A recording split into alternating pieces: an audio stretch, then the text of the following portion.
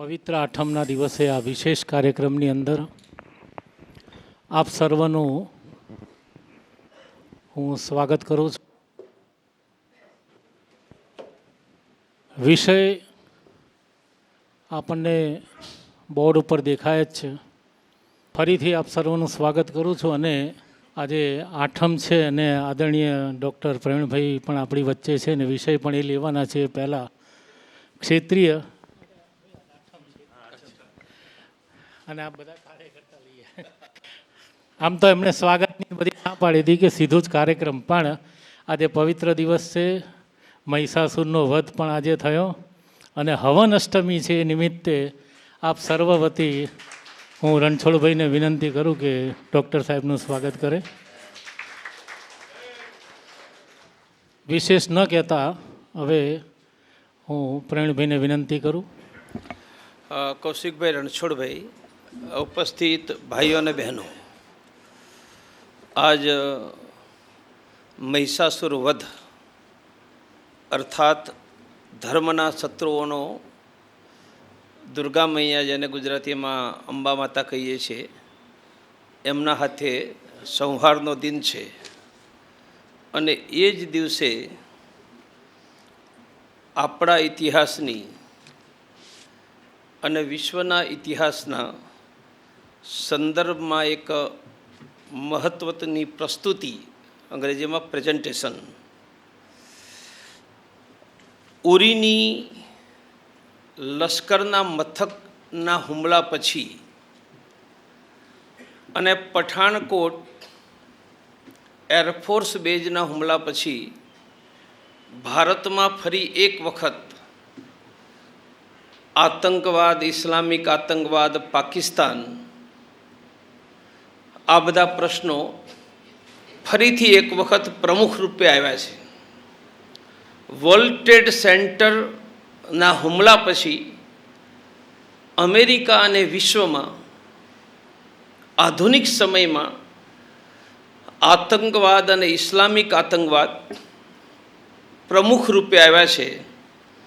પરંતુ જ્યાં સુધી વસ્તુના મૂળમાં ન જવાય ત્યાં સુધી સમસ્યાનું સમાધાન કોઈ પણ મોટો માણસ ન કરી શકે. ઉદાહરણ તરીકે વ્યક્તિને તાવ આવતો હોય અને તાવના મૂળમાં તાવનું કારણ શું છે, મેલેરિયા છે, ફ્લૂ છે, ડેન્ગ્યુ છે કે ચિકનગુનિયા છે, એ જો નક્કી ન થાય તો દુનિયાનો કોઈ પણ મોટો ડૉક્ટર દર્દીને ઠીક ન કરી શકે. એટલે શું સમસ્યા પાકિસ્તાન છે? આપણા દેશમાં પાકિસ્તાનની વિરુદ્ધમાં મોટો આક્રોશ ઊભો થયો છે. આક્રોશ ઠીક છે, પણ મારું કહેવું છે કે સમસ્યાનું મૂળ માત્ર પાકિસ્તાનમાં છે. આતંકવાદની વિરુદ્ધમાં પણ ભારત અને દુનિયામાં આક્રોશ ઊભો થયો છે. તો પ્રશ્નનું મૂળ આતંકવાદ છે. આક્રોશ ઊભો થાય છે અઝર મસૂદની વિરુદ્ધમાં, હાફિઝ સઈદની વિરુદ્ધમાં, ક્યારેક ઓસામા બિન લાદેનની વિરુદ્ધમાં, ક્યારેક મોહમ્મદ અલી જિન્નાની વિરુદ્ધમાં. તો સમસ્યાનું મૂળ હાફિઝ સઈદ છે, ઓસામા બિન લાદેન છે, અઝર મસૂદ છે. મારું કહેવું છે કે સમસ્યાનું મૂળ આતંકવાદ છે જ નહીં. સમસ્યાનું મૂળ પાકિસ્તાન પણ છે નહીં. સમસ્યાનું મૂળ ઇસ્લામ છે. ઇસ્લામની સમસ્યામાંથી જ પાકિસ્તાન પેદા થયું છે. અને ઇસ્લામના મૂળમાંથી જ ઓસામા બિન લાદેન પેદા થયો. ઇસ્લામના મૂળમાંથી જ અઝર મસૂદ પેદા થયો છે. અને ઇસ્લામના મૂળમાંથી જ આતંકવાદ પેદા થયો છે. દુનિયામાં એક ચર્ચા ચાલી છે. સેમ્યુઅલ હન્ટિંગ્ટન નામનો વિશ્વનો બહુ જ મોટો સ્કોલર, એણે પણ અંગ્રેજીમાં ક્લેસીસ ઓફ સિવિલાઇઝેશન, ગુજરાતીમાં સભ્યતાઓનો સંઘર્ષ, સૌથી પહેલાં 1990માં 95માં સેમ્યુઅલ હન્ટિંગ્ટને આ વિચાર આપ્યો કે આવતા સમયમાં લડાઈ બે દેશો વચ્ચે નહીં થાય, સભ્યતાઓ વચ્ચે થશે.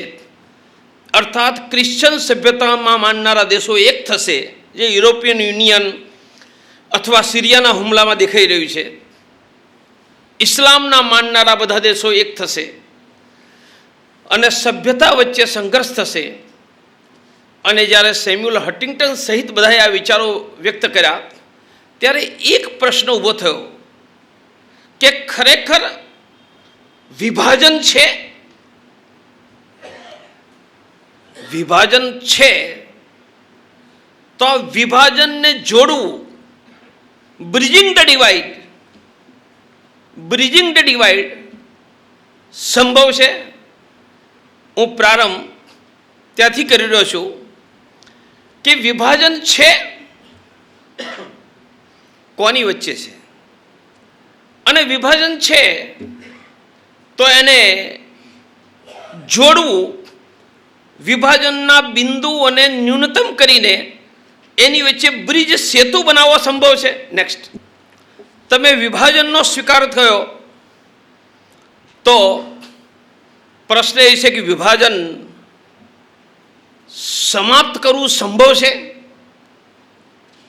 અને સમાપ્ત કરવું સંભવ નથી એવું કોઈ કહે કે ભાઈ આ વિભાજન છે અને સમાપ્ત નથી થવું, તો વિભાજન કોણે કર્યું, શા માટે કર્યું, આ વિભાજન કરનારો છે કોણ અને કઈ રીતે કરી રહ્યા છે, એ સમજીને એના સમાધાનનો રસ્તો આપણે શોધવો પડે. નેક્સ્ટ,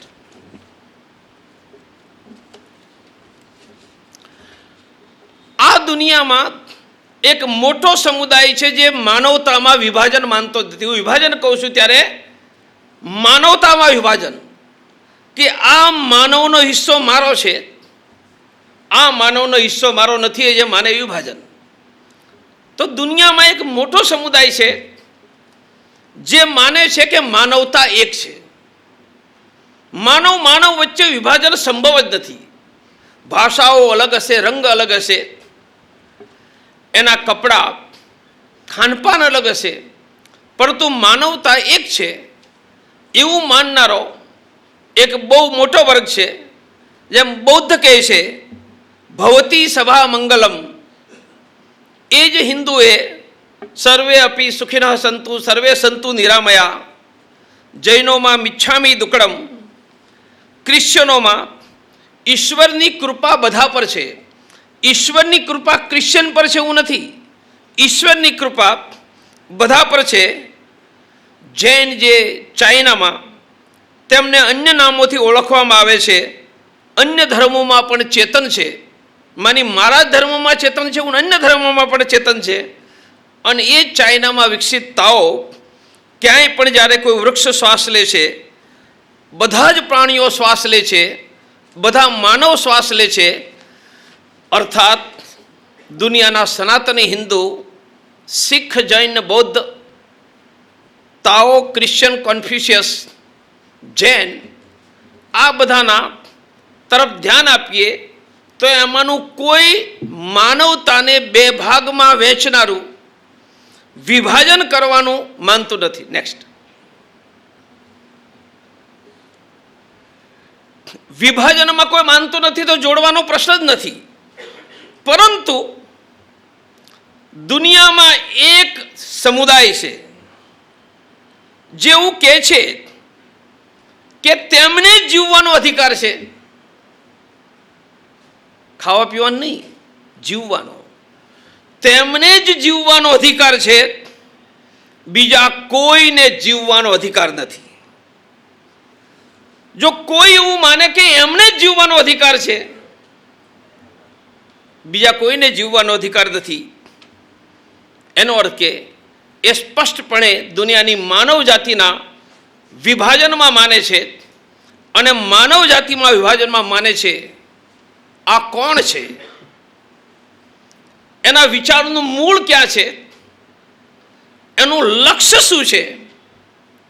એ આજે શું કરી રહ્યા છે? અનેક શતાબ્દીઓથી શું કરી રહ્યા છે? આગળ શું કરવાના છે?